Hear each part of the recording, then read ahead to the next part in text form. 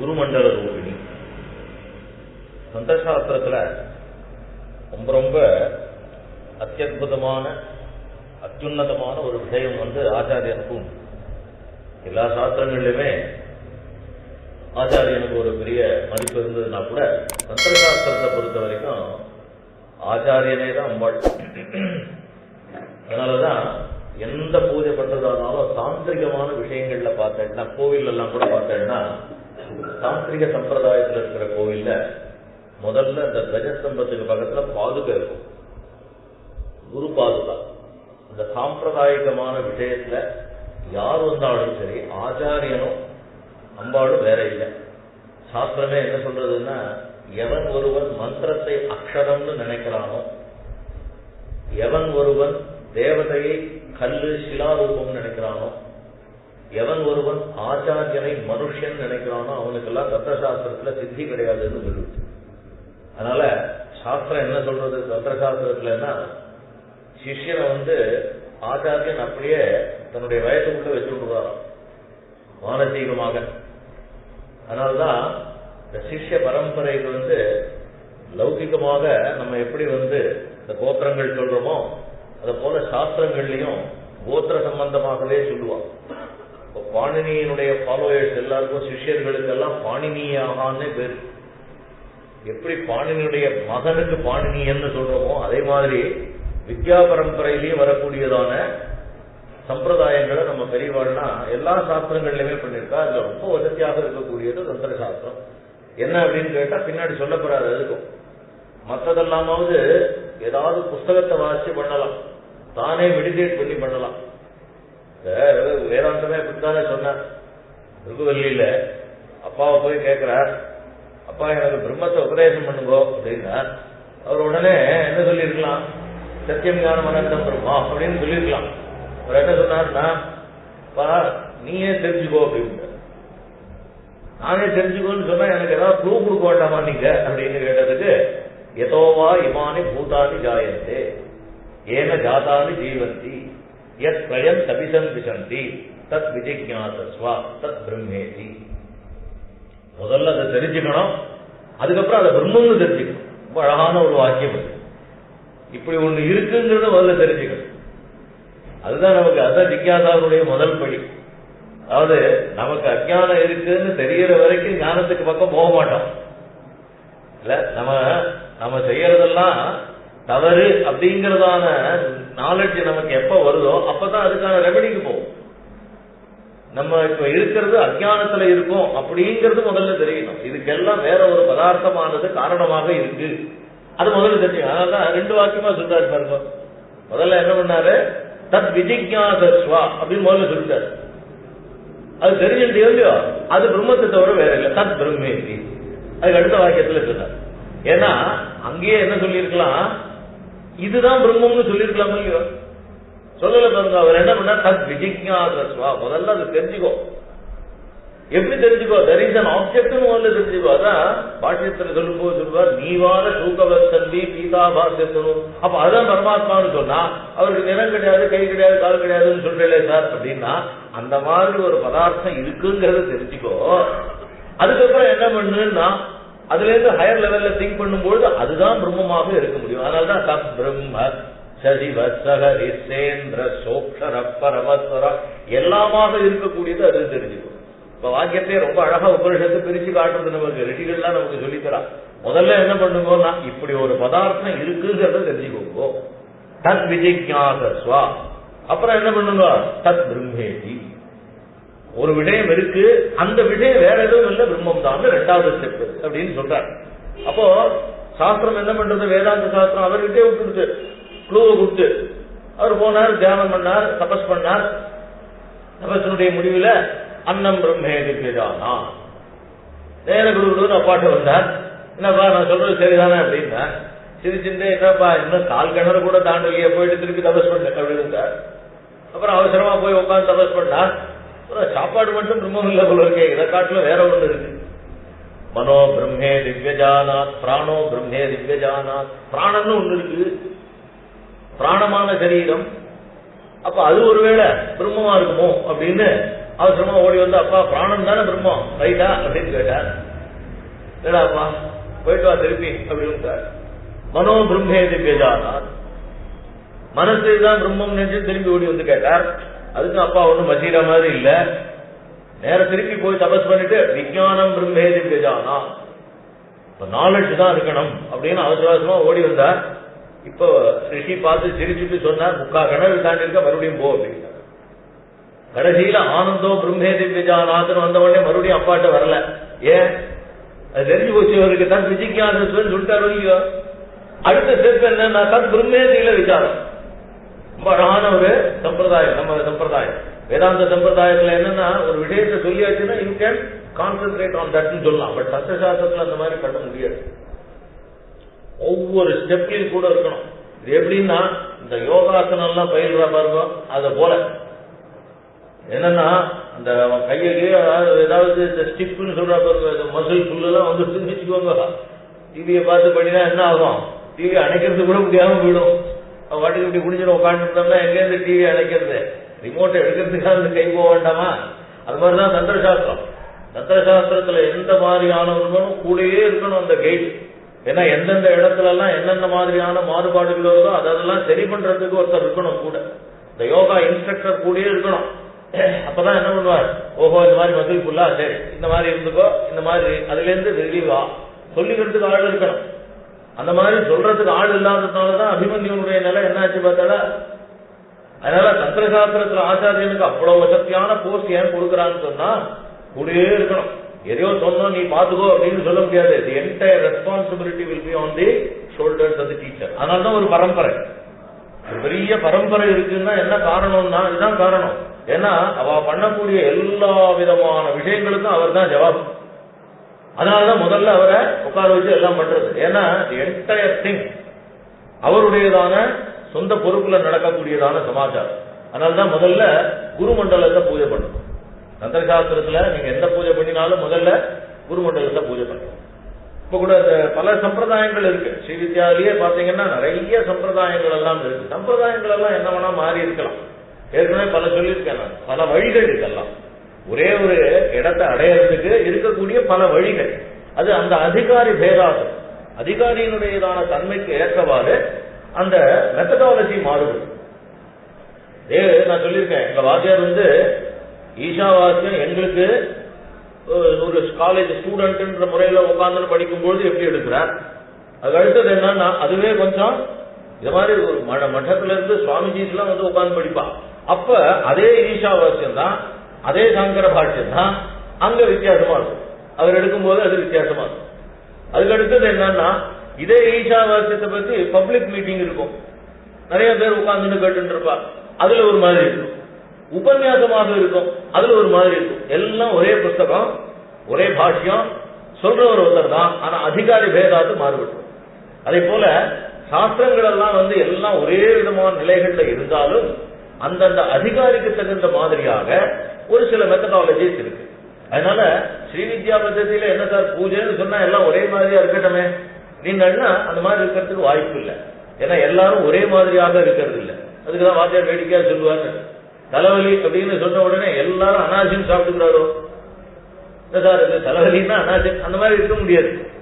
இன்னும் சில பேருக்கு அனாசியம் சாப்பிட்டதுனாலதான் தலைவலி இருக்கும், அந்த மாதிரி கூட இருக்கலாம். அதனால இதெல்லாம் யார் நிர்ணயம் பண்ணுவாங்கன்னா ஆச்சாரியர் தான் நிர்ணயம் பண்ணுவாங்க.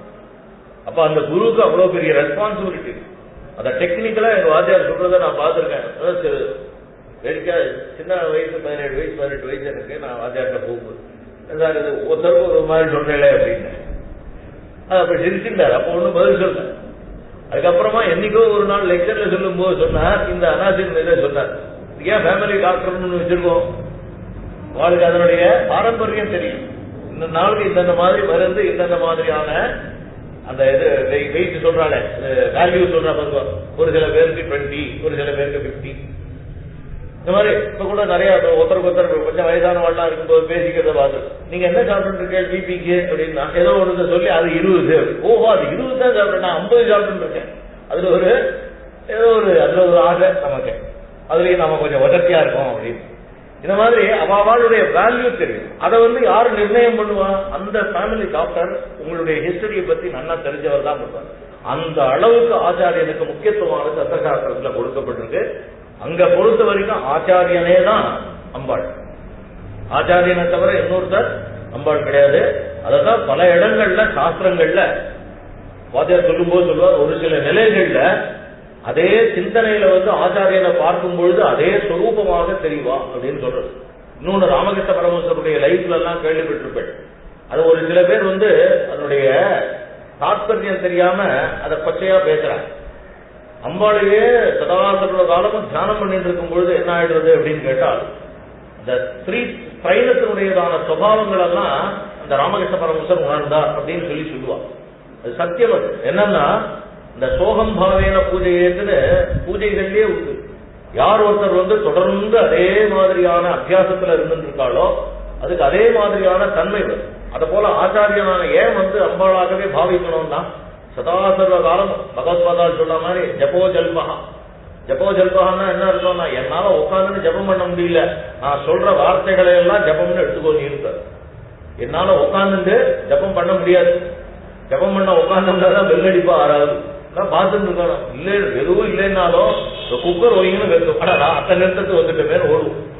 நிறைய விக்னங்கள் வரும். சேயாம்சி பகு விக்னானி. ஒரு நல்ல காரியம்னா எப்படி தெரிஞ்சுக்கலாம்னா நிறைய விக்னங்கள் வரும்.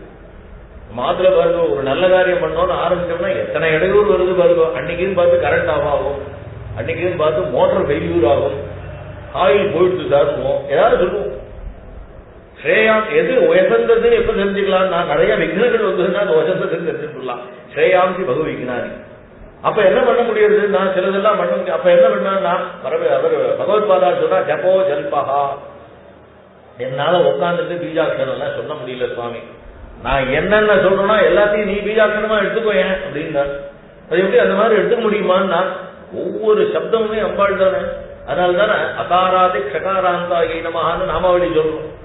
உலகத்துல என்னென்னலாம் சப்தங்கள் உண்டோ எல்லாமே மாத்திருக்கா வர்ணங்கள் தானே, அம்பாளுடைய சுரூபம் தானே. அப்ப நான் ஏதோ ஒண்ணுத்துக்காக உட்காந்து ஜபம் பண்றேன்னு நினைச்சுக்காத, என்னால பண்ண முடியல.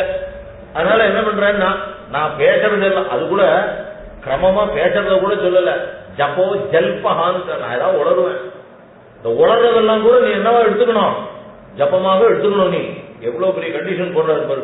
அம்பாள் இப்படி ஒரு பக்தாள் கிட்ட எதிரில் அப்படியா சரிங்கிற அவளும் மாட்டேன்னு சொல்றாளோ, சரி என்ன பண்ணாலும் சரி. ஒரு நாயனார் என்ன பண்ணாருன்னா கல்லால் எடுத்து அடிக்கிறார், அடியே அப்படின்னு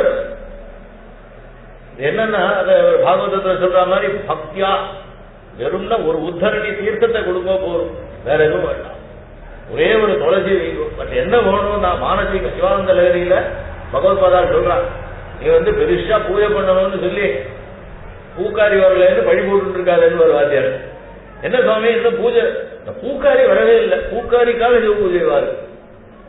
என்ன ஆச்சு அப்படின்னா, சந்தனம் அரைச்சி கொடுக்கறதுக்கு ஆள் இல்லை, அதனால சிவ பூஜை. இதெல்லாம் எஸ்கேபிசம். பண்ணணுங்கிறதுக்கு ஒரே ஒரு காரணம் தான். என்ன அப்படின்னா, கிரமா பண்ணி ஆகணும்ன்ற ஒரே ஒரு புத்தி. பண்ண வாண்டான்னு நினைச்சிட்டோம்னா லட்சம் காரணம் இருக்கும். அது என்னென்னமோ காரணம் இருக்கும். என்னென்ன ஒண்ணும் இல்லைன்னாலும் இந்த இடத்த சரியா துடைக்காம விட்டுட்டா நான் எங்க பூஜை பண்றது அப்படின்னு ஆரம்பிச்சுவோம். அதனால வாண்டான்னு முடிவு பண்ணிட்டோம்னா என்ன வேணாலும் காரணம் இருக்கும். பண்ணணுங்கிறது அந்த மாதிரி பண்றதுக்கு உட்கார்ந்துட்டோம்னா இன்னதுதான் வேணுங்கிற அவசியம் இல்லை, தானாக எல்லாம் வரும். இன்னது வேணுங்கிறதே கிடையாது. மானசீகமாக கோவிலையே கட்ட முடியும்னு சொன்னா மானசீகமா அர்ச்சனையா பண்ண முடியாது. நாம இந்த மாதிரிலாம் சார்ஜாப்பு சொல்லுவோங்கிறதுனாலே பகவத்பாதாள் மந்திர மாத்திரக்கா ஸ்தவம் எழுதியிருக்காரு. இந்த ஸ்லோகத்தை மனதால நினைச்சுக்கோ, எதிரில பூஜை நடக்கிறத நீ தியானம் பண்ண முடியும். கல்லோலோ லசிதா பிரதாப்திலகரி மத்தியே விராஜன்மணி ஸ்ரீபே கல்பகபாட்டிகா பரிவுத்தே காதம்பவாட்சின்னு இந்த பஞ்சதசாட்சரி வித்தையே அப்படியே அக்ஷரமாக ஸ்லோகமாக சொல்லி அம்பாள் சிவ மானச பூஜாவை பண்ணியிருக்கார். அம்பாள் மானச பூஜை பண்ணியிருக்கார். நீ ஒண்ணும் பண்ண வேண்டாம்ப்பா, பூக்காக எங்கேயும் அலைய வேண்டாம், நைவேத்தியத்துக்காக எங்கேயும் அலைய வேண்டாம். சார் என்ன இது இப்ப இருக்கிற இதுல எல்லாத்தையும் பஞ்சலட்ச வருமானம் பண்ண முடியுமா எங்களால அப்படின்னா ஒன்னும் வேண்டாம் சார். மனசனால தியானம் பண்ணிக்கோ. எதிரில என்ன இருக்குன்னா 1000 தங்க தட்டுல சகல விதமான பக்ய விசேஷங்களும் இருக்கிறதாக அப்பால பிரார்த்தனை பண்ணி கொடுத்தார். பண்ணினேன்னா எதுல நடக்கிறது? நம் மானசீகமாக மனையேவ மனுஷியானா காரணம் பந்தமோக்ஷயோகம் இதெல்லாமே சொல்லியிருக்கும் பொழுது மனசால நாம இதெல்லாம் பண்ண முடியாதான்னு மனசால என்னென்னமோ பண்ணிட்டு இருக்கோம். மானசீகமாக அந்த இடத்துக்கு போயிட்டு வந்த மாதிரிலாம் நினைச்சுட்டு இருக்கோம் நாம இல்லையா? மானசீகமாக எல்லா விதமான தன்மைகளையும் பண்ணும் பொழுது ஏன் மனசால பூஜைகளை நம்ம நினைக்க முடியாது? நினைச்சோம்னா அது நடந்துடும். அந்த கதைகள் ஒண்ணு சொல்லுவா. ஒரு பக்தன் அர்ஜுனனுக்கு திடீர்னு ஒரு அகங்காரம் வந்துட்டான். நாம தான் கிருஷ்ண பரமாத்மாவை நிறைய பூஜிக்கிறோம். இப்படி இருக்கும்போது திடீர்னு ஒரு நாள் பார்த்தா என்ன ஆச்சுன்னா கிருஷ்ண பரமாத்மா பூக்களாலேயே ரொம்பி போயிட்டாராம். என்ன இது இந்த மாதிரி இருக்கு யாரு பண்ணா அப்படின்னா அங்க ஒரு இதனா காட்டுறாராம். என்ன பண்ணான்னா இந்த மரத்தை பார்த்தான். ஆஹா இவ்வளவு புஷ்பங்கள் இருக்கு, இதெல்லாம் பகவானுக்கு தான் அர்ப்பணம் அப்படின்னு பூரா புஷ்பமும் அவர் மேல வந்துவிட்டு எல்லாம் உதர்ச்சியா இருக்கு. அந்த மாதிரி மானசிக் இவன் போய் பரிசுன்னு எல்லாம் பண்ணணும். பக்தன் என்ன பண்றான்னா அந்த மரத்தை பார்த்தவனே ஆஹா இவ்வளவு அழகான புஷ்பங்கள் எல்லாம் பகவானுக்கு போய் சேர வேண்டாமான்னு நினைச்சான். போய் சேர்ந்து எல்லாம் அடுத்த க்ஷணம் போய் சேர்ந்து. அப்ப யார் வசதியானவன்? போய் பூவை பிரிச்சு ஒரு நமகா சொல்லி பண்றவனா இல்ல லோகத்துல இருக்கக்கூடியதான எல்லா பதார்த்தங்களும் பகவானுக்கு அர்ப்பணம் நினைச்சிட்டு இருக்கானே அமோசத்தியா? அதனால மானசீகமாக இருந்தது. அதனால்தான் மனசனாலேயே பூசலார் நாயனார் கோவில் கட்டினார். இங்க திருநின்ற ஊர்ல சுவாமி பேர் மாசிலாமணீஸ்வரர் பேர். அங்க ஒரு பூசலார் நாயனார் இருந்தாராம். அவர் மனசுலயே கோவில் கட்டினாராம். அந்த கோயிலுக்கு கும்பாபிஷேக நாள் வச்சுட்டு பரமேஸ்வரன் அங்க வந்தாராம். ராஜாட்ட போய் சொல்லிட்டாரா, அப்பா நீ நாளை மாத்தி வச்சுக்கோ, வேற அப்பாயின்மெண்ட் இருக்கு எனக்கு, என்ன கூப்பிட்டேன்னா நான் வர முடியாது. நான் ஆல்ரெடி ஒரு ஆள்கிட்ட யார் அவரு இந்த திருநின்ற ஊர்ல பூசலான்னு ஒருத்தர் இருக்கார், அவர் கோயில் கட்டிருக்கார். ராஜா என்னடா இது பரமேஸ்வரன் இவ்வளவு தூரம் அவருக்கு அப்பாயின்மெண்ட் கொடுத்திருக்காரு, அவருக்கு முக்கியத்துவம் கொடுக்குறாருன்னா ஆறு அவரு பாக்கலாம்னு சொல்லிட்டு இங்க வந்தானா பாவம் திருநின்ற ஊருக்கு. யாரு சார் என்னமோ கோயில் கட்டு, கோயிலாவது இல்லாத இங்க ஒண்ணும் கிடையாதுயா, கோயில் ஆறு கட்டிருக்காரு கோயில் தான். பூசலார் நாயனார் ஏப்பா அவர் அடுத்த வேலை வெங்கடேல் ஆட்சி அவராவது கோயில் கட்டுறதாவது இல்ல அது ஒரு கார் பாருங்க அங்க போய் கேளுங்க. அப்புறம் போய் சொன்ன பிறகுதான் தெரிஞ்சுதான் உடனே பகவான் என்ன பண்ணாரா, மானசீகமாக என்ன இருக்கோ அது அப்படியே பூசலார் கோயில் எதிர்த்த மாதிரி கோயிலா அமைஞ்சு விடுதான். அதனால மானசீகமாக நம்ம எதை நினைக்கிறோமோ அதுதான். அதனால்தான் இந்த பாவனா பண்ணணும். முதல்ல இந்த பாவனை இல்லாமல் நாம எந்த காரியம் பண்ணினாலும் பிரயோஜனமே. அம்பாளை எதிரில் பார்க்கணும். அதான் சொன்ன என்னதான் எதிரில் நாம வரைஞ்சிருக்கிறது ஒரு சின்ன கலசத்துல அம்பாளுடைய முகம் மட்டும் வரைஞ்சிருந்தா கூட நம்ம எல்லாரும் என்ன பண்றோம், ஆசனம் சமர்ப்பயாமி, பாதையோக பாத்தியம் சமர்ப்பயாமி, ஹஸ்தயோக அத்தியம் சமர்ப்பயாமி, முகே ஆசமனீயம் இத்தனையும் இருக்கிறதாக பாதிக்கிறோம். அதோட இல்ல அம்பாளை கையை பிடிச்சி அழிச்சுன்னு வரோம். வாத்தியார் சொல்லுவார், அது எந்த ஆத்துக்கு ஆறாளா இருந்தாலும் தெலுங்குல தான்டா பாட்டு பாடணும். லட்சுமி ராவே மா இன்றைக்கு அது புரோட்டோடைப். அது எல்லாம் யார் தமிழாளா இருக்கட்டும், தெலுங்காளா இருக்கட்டும், மலையாளக்காரா இருக்கட்டும், எல்லாரும் என்ன சொல்லி அழிச்சுன்னு வருவா அம்பாள, லட்சுமி ராவே மா இன்றைக்கு தான் அந்த பாட்டு தான் வருஷம். அப்ப அவ காலம் இருக்கு. நாம சின்னதா அந்த கலசத்துல முகத்தை மட்டும் வரைஞ்சா கூட அல்லது அந்த முகத்தை மட்டும் வச்சா கூட அவளை கை பிடிச்ச வச்சுன்னு வரோம். நாம பாவனையில தான் எல்லாமே இருக்கு. அதனாலதான் எல்லா பூஜைகளும் பண்றோம். அங்க பூஜைகள் எல்லாம் பண்றோம். பாதத்துல இருந்து ஆரம்பிச்சு கேதாதி பாதம் பூஜை பண்ணிட்டு இருக்கோம். இதெல்லாம் என்னன்னா பாவனையினால் அத்தனையும் அங்க இருக்கிற மாதிரியாக ஒரு பாவிக்கக்கூடியதான தன்மை. அதுதான் வாஸ்தவமான பக்தி. அந்த பக்தி அந்த பாவனை இல்லைன்னு சொன்னா பக்திங்கிறதுலாம் பிரயோஜனம் இல்லாமல் போயிடும். அதெல்லாம் வெறும் கேலி கூத்தாக போயிடுமே தவிர உண்மையான ஒரு பூஜையாக அது ஆகாது. அப்படிப்பட்டதான பாவனையில குருவை எப்படி பாவிக்கிறோம்னா சாட்சாத் அம்பாளாகவே பாவிக்கிறோம். ஏன் அப்படின்னு கேட்டா சதா சர்வ காலமும் அம்பாளுடைய சிந்தனையிலேயே இருக்கிற காரணத்தினால அம்பாளுடையதான தன்மைகளை சொல்றாரு. வாத்தியார் ரொம்ப நாள் முன்னாடி ஒரு எக்ஸாம்பிள் சொல்வார். ஒரு தம்பதிகள், ரொம்ப வயசான தம்பதிகள், அப்பெல்லாம் ரொம்ப சின்ன வயசுலயே கல்யாணம் பண்ணி போடலாம். அவர் யாரோ ஒருத்தர் பேர் சொன்னார், எனக்கு ஞாபகம் இல்லது. அவளுக்குலாம் ரொம்ப சின்ன வயசுலயே இப்ப பண்ணிடுவா. 10 வயசு 11 வயசு இருக்கும்போதே பண்ணிடுவா. அந்த பொம்மநாட்டி அந்த குழந்தைக்கு ஒரு 6 வயசு 7 வயசு இருக்கு, அப்பயே பண்ணிடுவா கல்யாணம். அதனால அவளுடையதான அந்த தாம்பத்திய வாழ்க்கை இருக்கு பாருங்க, 2 பேரும் சேர்ந்து இருக்கிறது பல வருஷங்கள் இருக்கும். கிட்டத்தட்ட 60-70 வருஷத்துக்கு மேல அவ 2 பேரும் சேர்ந்தே இருப்பான். அந்த தம்பதிகளுடைய பேஸ் ரெண்டுத்தையும் பார்த்தீங்கன்னா ஒரே மாதிரி இருக்கும். அந்த மாதிரி இருந்தவா 2 பேருடைய பேஸும் பார்த்தீங்கன்னா ஒரே மாதிரி ஆகும். என்ன காரணம்னா அந்த அம்மாவுக்கு சதாசர்வ காலமா அவருக்கு சுசூஷ பண்ணக்கூடியதான ஒரு நிலை அவரையே நினைச்சுட்டு இருக்கிறது. அவருக்கு என்னன்னா இந்த அம்மாவை பத்தியே சதகமும் நினைச்சுட்டு இந்த அம்மாவுடையதான நலனுக்காகவே பிரார்த்தனை பண்ணிட்டு இருக்கிறதுனால 2 பேருடைய முகமும் ஒரே மாதிரி இருக்கும்டான்னு சொல்லுவார் வாங்க. அது போல சாதாரணமான நிலைகளிலேயே இன்னைக்கு யாரோ ஒருத்தர்கிட்ட பேசிட்டு இருக்கும்போது ஒரு சுவாமிஜிக்கு ஏதோ டிஸ்கஷன்ல பேசிட்டு இருக்கும்போது இந்த மாதிரி பாவனையை பத்தி பேசி வரும்போது சொன்னார், அவ ஊர்ல அவர் ஏதோ வெளியூர் சேர்ந்தவர், மாநிலத்தை சேர்ந்தவர், அங்க ஒருத்தர் இந்த கூத்துன்னு சொல்லுவாங்க, தெருக்கூத்து, அதுல ஸ்திரீ வேஷம் போடுறவரா. இந்த ஸ்திரீ வேஷமே போட்டு போட்டு போட்டு நிறைய நடத்தி என்ன ஆயிடுதான், இந்த ஸ்திரைனம் மாதிரியே எழுந்துருத்தது. அதாவது அவருடைய பேச்சு, நடை, உடை, பாவனைகள் இது எல்லாமே என்னவாயிடுதான், ஸ்திரைனமாவே பாருங்க. லௌகிகமான ஒரு விஷயத்துல வெறும் பிசிக்கல் இமிடேஷன். ஒரு பெண் வேடம்னா என்ன அர்த்தம், அவஸ்தானுகிருதி நாட்டியம்னு சொல்லுவார் தனஞ்சயர் தசரூபகத்துல.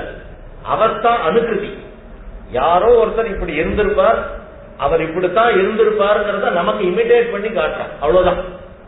ஏதோ ஒரு புராண கதை படிக்கிறோம் அல்லது ஒரு நாடகம் பார்க்கிறோம், புராண நாடகம் பார்க்கிறோம் அப்படின்னா இந்திரனானவன் இப்படிப்பட்ட நிலையில் இருந்தான் அப்படிங்கறத இமிடேட் பண்ணி காட்டுறார் ஒரு நடிகர். அதனால நாட்டியம்ங்கிறது அவஸ்தானுகிருதி நாட்டியம். அவஸ்தா அனுகிருதி, அவஸ்தான நிலையினர், அனுகிருத்தினா அதனுடைய இமிடேஷன், இதுதான் நாட்டியம். அப்போ ஒரு பிசிக்கலான ஒரு இமிடேஷனே நாளடைவில் அதே மாதிரி தன்மையை கொடுக்கறதுன்னு சொன்னா, மானசீகமாகவும் இந்த ஹார்ட் அண்ட் சோல்னு சொல்ற பாருங்க, அப்படி சதா சர்வகாலம் அம்பாள் தான் இருக்கக்கூடிய வாழ்வு ஏன் அப்படிப்பட்ட நிலை வரப்படாது? லௌகிகமாக நம்ம பார்க்கிறோம், பிசிக்கல் இமிடேஷன்லயே அதே மாதிரியான தன்மை வருதுன்னு சொன்னால் ஏன் மானசீகமாக மந்திரவத்தாக பூஜை பண்ற வாழ்க்கை அப்படிப்பட்ட நிலை வரப்படாது? அது ஏன் ராமகிருஷ்ண பரமஹம்சருக்கு இருக்கப்படாது? அது தன்மையை புரிஞ்சிக்காம ஒரு சில பேரு அதை பத்தி ஏதோ பத்தியா சொல்லிட்டு இருக்கா, அதை பத்தி விசாரம் இல்லை. ஏன்னா அவரே பாவம் கஷ்டப்படல, அவரே எல்லாரும் பைத்தியம்னு சொல்லியிருந்தா, அதுக்காக அவர் கவலைப்படல. பட் அந்த மாதிரி தன்மை உண்டுங்கிறதுக்காக சொன்ன, அப்படி இருக்கலாம், இல்லாதது ஒண்ணும் இல்லை, கட்டாயமாக வரும். இப்ப குருவர்கள் ரூபினா குரு மண்டலமே அவர் எல்லாத்துக்கும் குருவாக இருப்பவள் யார்? அவளதானே இருக்க போறா. அப்ப நாம எத்தனை மண்டலங்களை, குரு மண்டலம்னா என்ன அர்த்தம்னா எத்தனையோ சம்பிரதாயங்கள் இருக்கு. ஒவ்வொரு சம்பிரதாயத்திலையும் ஒரு ஆச்சாரிய புருஷர்கள் இருப்பா, ஒரு சம்பிரதாய பிரவர்த்தகர்கள் இருப்பா. அத்தனை பேருடைய சமூகத்திலையும் எல்லாவற்றிலும் நிறைந்திருப்பவள் அவள். ஏன்னா எல்லாருக்கும் ஆச்சாரியனாக யார் இருக்க போறா? ஒருத்தர் தான் இருக்க போற. அவ யாரா இருக்க முடியும்? அம்பாளாகத்தான் இருக்கும், வேற யாராகவும் இருக்க முடியாது. அப்படின்னு குருமண்டல ரூபிணி குரவஹா பரமசிவாதி ஸ்வஸ்வ குருபர்யந்தாக தேஷா மண்டலம் பரம்பரா தாயேவ ரூபம். இந்த குரு மண்டல ரூபமாகவே விளங்குபவள். நம்ம எல்லாம் அந்த சம்பிரதாயத்துக்கு தகுந்த மாதிரி குரு பரம்பரா ஸ்லோகம் சொல்லுவோம்.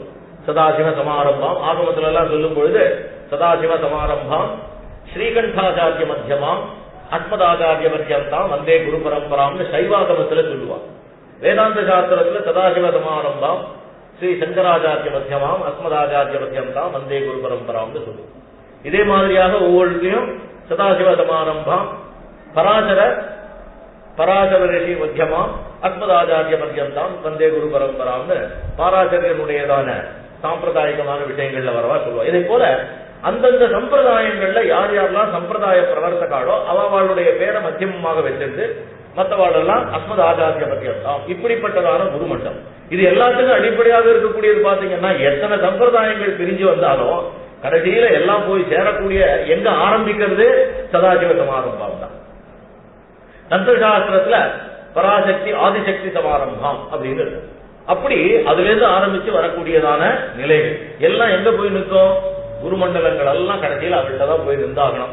அப்படிப்பட்ட தேசா மண்டலம் பரம்பரா சாயேவ ரூபம் இது நிரூபணம் அஸ்யாக இதம் ரகசியம் நது புஸ்தகே லிக்கியத இது பாவா. இது சொல்றதனுடைய தாற்பயம் என்னங்கிறத பாஸ்கராச்சாரியார் ரொம்ப ஸ்பெசிபிக்கா சொல்றார். ஏன் தெரியுமா அம்பாள குருமண்டல ரூபிணின்னு சொல்றேன்? குரு கிட்டேந்து வாங்கிக்கிறத தவிர வேற எதனாலும் இதுக்கு சித்தி கிடையாது. நது புஸ்தக லிக்கியத்தான்னு எழுதுறாரு. இந்த புஸ்தகத்துல இருக்கிறதெல்லாம் வச்சுட்டு எல்லாம் பண்ணிவிடலாம்னு நடக்காது. அதுக்கு பலம் கிடையாது. ஏற்கனவே இங்க சொன்னா என்னன்னு கவனம் இல்ல. சொல்லக்கூடிய சொல்லுக்கு பலம் இல்லை, அந்த சொல்லக்கூடிய ஆச்சாரியனுக்கு தான் பலம். சொற்களுக்கு எப்பொழுதுமே பலம் கிடையாது. அந்த சொல்லக்கூடியவன் இருக்கானே அவனுடைய பலத்தினாலதான் சொல்லுக்கு பலம் வரும். உதாரணமாக நாம எல்லாம் சுந்தரகாண்டம் பாராயணம் பண்றோம். சுந்தரகாண்டத்துல ஒரு பதம் இருக்குன்னு வச்சுக்கோங்க. இப்ப அயோத்தியா நகரி அப்படின்றதான ஒரு சொல் இருக்குன்னு வச்சுக்கோங்க. அந்த சொல்ல நாம சொன்னோம்னா அதுக்கு பாராயண யோக்கியதா வருமா? அதுக்கு பாராயண யோகியதா வருமா? அத வால்மீகி சொன்ன காரணத்தினால அதுக்கு பாராயண யோகியதா வருது. இதை விட எளிமையான ஒரு சம்பிரதாயம் எங்க வாத்தியார் சொல்லுவார் இந்த எக்ஸாம். அது ரொம்ப கதையெல்லாம் சொல்லுவார். ஒரு ஆபீஸுக்கு போறோம்னு வச்சுக்கோங்க. என்கிட்ட படிச்ச பையன் ஒருத்தன் வந்து அங்க மேனேஜரா இருக்கான். எதிர்த்தா நான் அங்க போனா அவனை பார்த்தா வாங்க சார்னா எல்லாம் உட்கார்ந்தான். ஒரு பெல் அடிச்சு பா அப்படின்னா பெல் அடிச்சான். உடனே ஒருத்தன் இந்த காக்கி சட்டை போட்டுன்னு உள்ள விழுந்தான். 2 காபி எடுத்துருவாப்பா அப்படின்னா உடனே டக்குன்னு போனா ஜோரா நல்ல காபி கொண்டு வந்து 2 பேருக்கு கொடுத்தான், சாப்பிட்டோம். அதுக்கப்புறம் இன்னொரு நாள் அதே மாதிரியாக அந்த பக்கம் போகிறது இருந்தது. சரி இப்படி போனா ஒரு ஓசியில ஒரு காபியை சாப்பிட்டுட்டு போலாமேன்னு உள்ள போகும். உள்ள போனா அவன் இல்லை இல்ல சார் உட்காருப்போம் அப்படின்னு. உடனே அதே வார்த்தைய அந்த மேனேஜர் சொன்ன வார்த்தையே நான்ப்பா போய் 2 காப்பி எடுத்துன்னு வாங்க. என்ன பண்ணுவோம்? அந்த ப்ரௌன் ஷர்ட்டை போட்டு இருக்கிறோம் என்ன ஏற இறக்க பார்ப்போம். ஏன் அவர் சொன்ன அதே வார்த்தையை தான் நான் சொன்னேன், அதே ஆள்கிட்ட தான் சொன்னேன். ஆனா அவன் ஏன் போக மாட்டேங்கிறான் அப்படின்னா அப்ப வார்த்தைக்கு பலம் இல்ல, ஆறு சொல்றாளோ அவளுக்கு தான். அது போல ததாஸ்துன்னு சொல்லுவா. எல்லாரும் ததாஸ்துன்னா நடக்காது, எல்லாரும் ததாஸ்துன்னா நடந்துருமா? அகஸ்தியர் சொன்னார் வாதா அப்படின்னா தீர்ணோ பவன் ததாஸ்துன்னா முடிஞ்சு போச்சாங்க, எடுத்து வர முடியல அவனால. இந்த மாதிரி எல்லாரும் ததாஸ்துன்னு சொன்னா நடக்குமா? அப்போ ததாஸ்துங்கிற வார்த்தையை விட ததாஸ்துவை யார் சொல்றாளோ அவளோட தான் பலம் இருக்கு.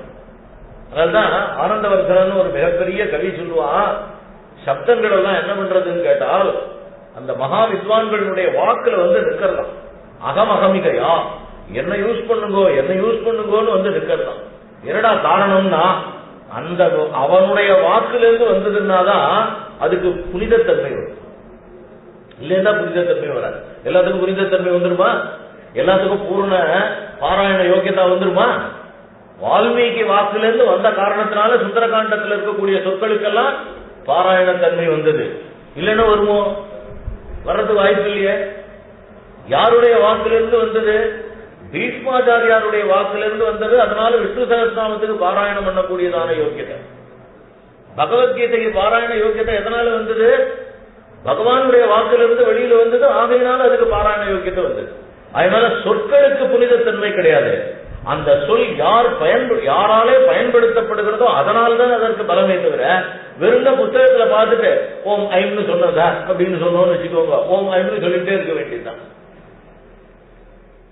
எந்த வித்தியும் வராது. ஐம்ங்கிறது வித்யா பீஜம். எந்த வித்தியும் வராது. சார் அதுல ஐம்னு போட்டிருக்கு சார். சப்தத்துல எந்த விதமான தவறும் கிடையாது, சாஸ்திரத்துல எந்த விதமான தவறும் கிடையாது. ஆனா அதுக்கு ஒரு முறை இருக்கு. அந்த முறைப்படி பண்ணும்போதுதான் அது வரும். இல்லைன்னா சரியா வராது. அதுக்கு இது வந்து it is both science as well as an art. ஒரு சில விஷயங்கள் எல்லாம் வெறும் சயின்ஸா மட்டும் இருந்ததுன்னா என்னன்னா புத்தகத்துல எழுதிட்டா போதும். இது ஒரு ஆர்ட்டாவும் இருக்கு, ஒரு அபியாசத்தினாலதான் வரும். நீச்சல் அடிக்கிறது எப்படி அப்படிங்கிறதுக்கு வந்து பெரிய புத்தகம் எழுதியாச்சுன்னா அவரை கொண்டு போய் தண்ணியில சொல்லிட்டா என்ன ஆவார்? அது இன்னொரு விஷயத்தை செஞ்சவர் வரும். அந்த மாதிரிதான் எல்லா சாஸ்திரங்கள்.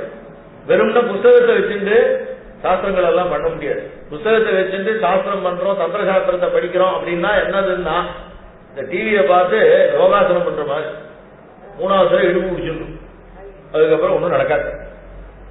அப்ப நிரூபணம் அஸ்யாஹா இதம் ரகசியம் நது புஸ்தகே லிக்கியதை பாவா. புத்தகத்தை எழுதி இதெல்லாம் வர பண்ணிருங்க, இதெல்லாம் நான் புத்தகத்தை பார்த்து பண்ணிட்டேன்னா எங்க வாத்தியார் சொல்லுவாரு சொல்லியிருக்கேன், சமைத்து பாருதான். புத்தகத்தை கையில வச்சுட்டு ஒருத்தர் சமையல் பண்ணா என்ன, சமைத்து பாத்தியார் அதான் சொல்லுவாரு. என்னன்னா அவன் என்ன சமைச்சு சாப்பிடுன்னு நான் சொன்னா, சமைச்சிட்டு பாருன்னு சொல்லியிருக்கான், அவ்வளவுதான். இந்த புத்தகத்தை வச்சுட்டு பண்ணினா என்ன ஆகும்? சமைத்து பார், சமைச்சிட்டு ஓ இது என்னது அப்படின்னு பாத்துக்கலாமே தவிர சாப்பிடுறதுக்கு வெளியில இருந்து வாங்கி வந்துக்கணும், அந்த மாதிரி ஆயிடும். அதனால புஸ்தக லிக்கியதை இது பாவா அப்படின்னாரு. என்ன காரணம்னா யோகினி ஹிருதயம்ங்கிறதான புஸ்தகத்தில் இருக்குன்னு பாஸ்கராச்சாரியார் அதை ரெஃபரன்ஸ் கொடுக்கிறார். கர்ணாத் கர்ணோபதேசேன சம்பிராப்தியம் அவநீதரே. தந்திரசாஸ்திரத்தினுடைய மிகப்பெரிய தன்மை என்னன்னு கேட்டா கர்ணாத் கர்ணோபதேசேன. யாரு? சாட்சாத் முருகன் கூட பரமேஸ்வரன். அவர் இருந்த இடம் யாருக்கும் கேட்கப்படாது அப்படின்னு அவர் நினைச்சாருன்னு வச்சுக்கோங்க, ஆறாவது சுப்பிரமணியருடையதான வார்த்தையை கேட்க முடியுமா? அவரே என்ன பண்ணார்னா பரமேஸ்வரனுடைய இடது காதுல போய் சொல்றார். என்ன காரணம்? இப்படித்தான் உபதேசம் பண்ணணும்ங்கிறத நமக்கு உபதேசம் பண்ணார். ஒரு ஆச்சாரியன் சிஷ்யனுக்கு உபதேசம் எப்படி இருக்கணும் அப்படின்னா கர்ணோபதேசேன இத பண்ணி காட்டினவர் சாட்சாத் சுவாமிநாத சுவாமி. சுவாமி மலையில ஒரு நிமிஷம் யோசிச்சு பாருங்களேன். சாட்சாத் பரமேஸ்வரன் எதிரில் அவருடைய மகனாக விளங்கக்கூடிய தேஜோமூர்த்தி, அவருக்கு பேர் தேஜோமூர்த்தின்னு பேரு, ஏன்னா தேஜஸ்கம்பவன் அவர். அப்படி இருக்கிறவா ஒருத்தர் சொல்றார், இன்னொருத்தர் கேட்டுக்கிறார். இந்த மாதிரி கேட்கும் போது அவளே இந்த இன் கேமரான்னு கோர்ட்ல எல்லாம் சொல்றா வருவா, அது யாருக்கும் கேட்க கூடாது அந்த மாதிரி நினைச்சுட்டாருன்னா யாருக்கும் கேட்காது. உறக்க கூட சொல்லலாம் அவர் இந்த சப்தம் வெளியில் யாருக்கும் கேட்கக்கூடாது அப்படின்னு மனசுக்குள்ள அவர் சங்கல்பம் பண்ணிட்டாருன்னு வச்சுக்கோங்க, கேட்குமா இருக்காது. இருந்தாலும் இப்படித்தான் உபதேசம் பண்ணணுங்கிறதுனால அவர் அப்பாவா இருந்தாலும் அவர் வடியில ஏறி உட்காண்டார். அவர் வடியில இடது வடியில உட்கார்ந்துட்டு இடது காதுல உபதேசம் பண்றார். உபதேசம்ங்கிறது எப்படிங்கிறதுக்கு நமக்கு உபதேசம் பண்ணார். எப்படி? கர்ணோபதேசேன பிராப்தந்து இதம் அவனீதரே. இந்த சாஸ்திரமானது தந்திர சாஸ்திரமானது ஒருத்தர் காதிலிருந்து இன்னொருத்தர் காதுக்கு சொல்லப்பட்டதாகத்தான் வந்திருக்கிறது. அது என்ன சார், ஒருத்தர் வாயிலிருந்து இல்லையா ஒருத்தர் காதுக்கு வந்திருக்கு. நீங்க கர்ணோபதேசேனன்னு சொல்றே அப்படின்னா இந்த காதுல அவர் வாங்கியிருக்காரு. ஆறு இவருடைய ஆச்சாரியன் அதை வாங்கினதை இன்னொருத்தர் காதுல சொல்லியிருக்காரு. அப்ப கர்ணோபதேசேன சார் இவர் வாயால தானே உபதேசம் பண்ணிருக்காரு, நான் வாயால தான் பண்ணிருக்கார். இவருக்கு எப்படி வந்தது? காரணத்தின் மூலமாக வந்து அதை கர்ணத்திலேயே கொடுக்கிறார். அப்ப கர்ணோபதேசேன பிராப்தம் இதம் அவனீதலேன்னு யோகினி கிருதயம் சொல்றது. அப்படிப்பட்டதான தந்திரசாஸ்திரமாக இருக்கிறதுனால சாட்சாத் குருமண்டலமாகவும் அவதான இருப்பா, வேற யார் இருக்க முடியும் அப்படின்னு சொல்லி இந்த குருமண்டல ரூபிணிங்கிறதான ஒரு வசத்தியான ஒரு நாமாவளியை சொன்னார். இது எப்படி இருக்கு இந்த மந்திரம்? இந்த நாளும் ரொம்ப வசத்தியானதான நாமாவளி, எல்லாமே வசத்தியான நாமாவளி தான். இதனால இந்த நாலு என்னன்னா அதிரகசியம் அப்படின்னு சொல்லுவார். இந்த நாளும் மேலோட்டமாக இருக்கக்கூடியதான விஷயம் இல்ல, இவைகளெல்லாம் ரொம்ப ரகசியமானவைகள் அப்படின்னு அடுத்து வரக்கூடிய 4 நாமாவளி குலோத்தேர்னா, பகாராத்யா, மாயா, மதுமதி அப்படிங்கிறதான 4 விதமான ரகசியங்களை மேல சொல்றார். இது குருமுகமாக உபதேசம் பண்ண வேண்டியதான விஷயம். இருந்தாலும் வாஸ்தவமாக என்ன சொல்லியிருக்கார், தன்னுடைய தன்மை என்ன, ஏன் இதை குருமுகமாக உபதேசம் பண்ண முடியும் அப்படிங்கறதெல்லாம் பார்த்தோம்.